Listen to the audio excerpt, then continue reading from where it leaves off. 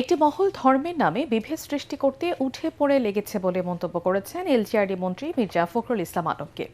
রাজধানীতে সম্মিলিত সনাতন পরিষদের প্রতিনিধি সম্মেলনে তিনি একথা বলেন। তিনি বলেন, ৭১কে যারা ভুলতে চায় তারা বাংলাদেশকে বিশ্বাস করে না। সতর্ক করেন, উগ্রবাদ ও মৌলবাদকে প্রশ্রয় দেবে না সরকার। ধর্ম নিয়ে বিভাজন তৈরির অপতৎপরতা ঠেকাতে অঙ্গীকারবদ্ধ প্রশাসন বলেও সতর্ক করেন মির্জা ফখরুল। আরও জানাচ্ছেন মুশফিকুর রহমান। সংখ্যালঘুদের সুরক্ষা ও নিরাপত্তা বিধান নিয়ে রাজধানীর ডিপ্লোমা ইঞ্জিনিয়ার্স ইনস্টিটিউট মিলনায়তনে মতবিনিময় সভা ও প্রতিনিধি সম্মেলনের আয়োজন করে সম্মিলিত সনাতন পরিষদ। এর উদ্বোধন করেন সংস্কৃতি মন্ত্রী নিতাই চন্দ্র রায় চৌধুরী।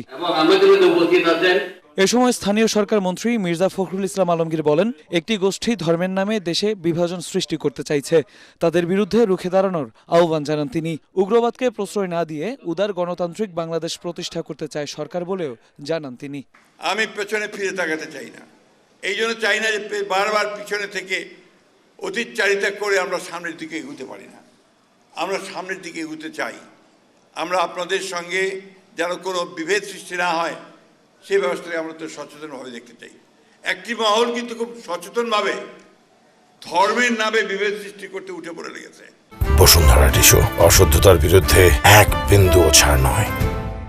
মন্ত্রী বলেন, মুক্তিযুদ্ধ এবং ২৪-এর গণ অভ্যুত্থানের চেতনাকে ধারণ করে সমতার বাংলাদেশ গড়তে হবে। যারা ৭১কে ভুলে যেতে চায় বা ভুলিয়ে দিতে চায় তারা কখনো বাংলাদেশে বিশ্বাস করে না। আমাদের ১৯৭১ সালের যুদ্ধকে সঙ্গে রেখে আমরা ২৪কেও সামনে রেখে আমরা এগিয়ে যাব। আমরা কোনোটাকে বাদ দিতে চাই না।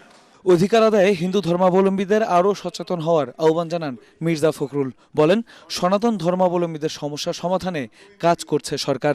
আপনি আপনার দাবি আদায় করে চিৎকার করে বলবেন যে this my right. Mushfiqur Rahman, ATN Bangla, Dhaka.